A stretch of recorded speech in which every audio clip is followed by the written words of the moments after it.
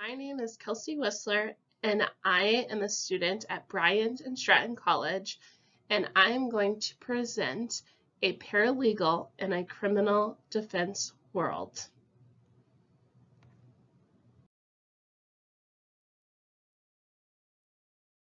At a young age, we are asked, what do you want to be when you grow up? The obvious response for me when I was a younger kid was Superwoman. I want to help people.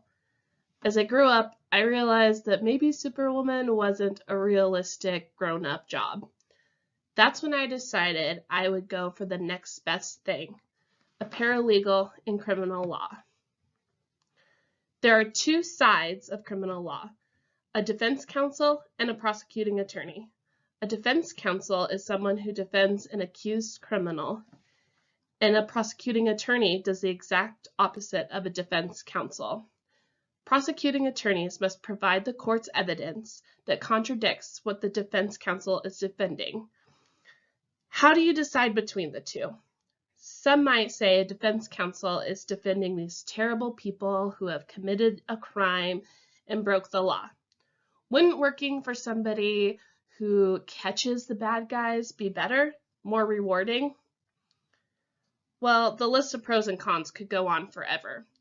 Amy Engel wrote an article on how complex morals can be for a defense counsel.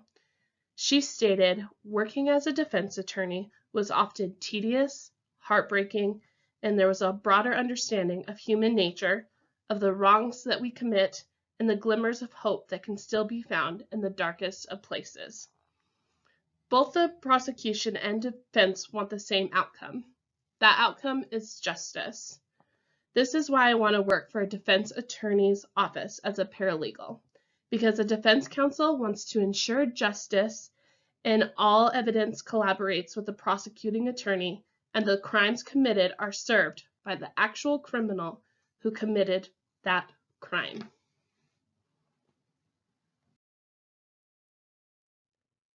Next, we are going to discuss what are the job duties as a paralegal.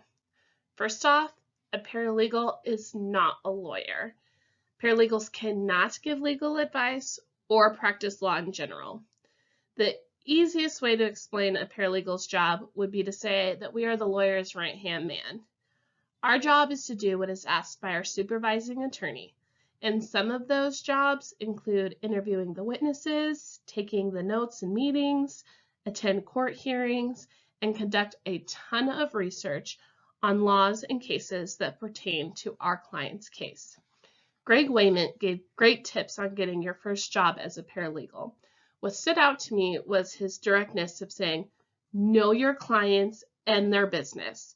It will help keep you engaged, and it will help you connect to the attorneys and firm, and your clients will appreciate it. One of the biggest complaints in the legal field is unresponsive attorneys. By having that connection with your clients and attorneys, you have a trust and a stronger sense of communication with both the client and your working attorneys.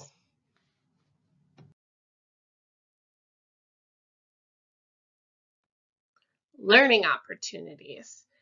Now we have learning opportunities that are presented in the law office. Attorneys rely on a paralegal's knowledge of law and how a case pertains to the case the attorney has assigned to the paralegal. It's important that paralegals are very thorough in their research. That means we need to make sure all work is being cited for research, is accurate, up to date, and presents all the facts. If a paralegal's research is wrong, it could cause the lawyer his or her case, and you don't want that. This is where many learning opportunities are presented. You can learn about the new laws, evidence, and how important having the correct information is. By helping with these cases, your knowledge and understanding will grow, and so you'll know what to look for as you progress in your career field as a paralegal.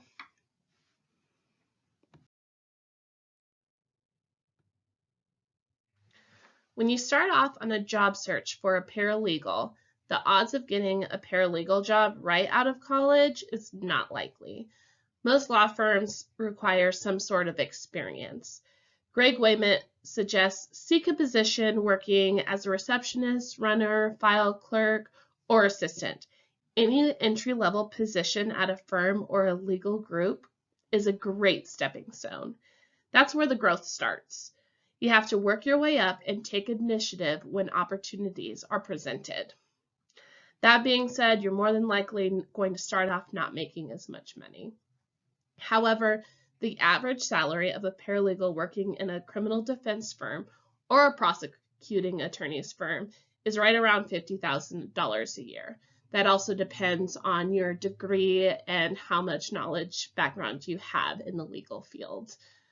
As a student at Bryant and Stratton College, when I complete my degree, I should be ready to go at an entry-level position.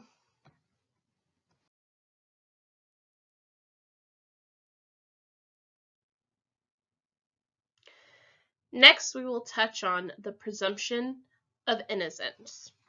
Presumption of innocence can be defined as innocent until proven guilty. This is so important for a criminal defense lawyer. You need to believe that your client is not guilty until tried and convicted. How else does a client have a chance if you aren't willing to give them the benefit of the doubt? Did you know that as a lawyer, they need to provide proof beyond a reasonable doubt, that the case evidence against the person who committed the crime has to show 99% that they are guilty of the crime that they are being accused of? That is why it is so important to go over all of the evidence presented against and for your client if available.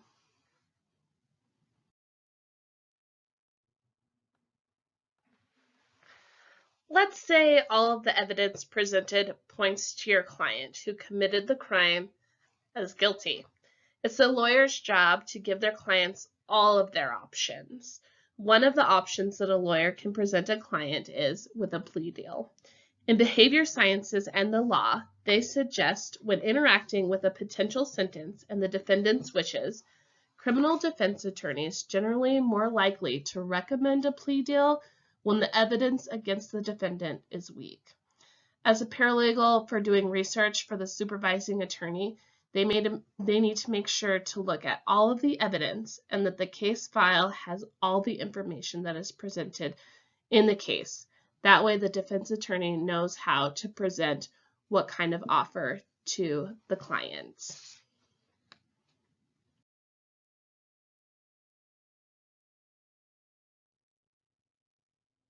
The conclusion.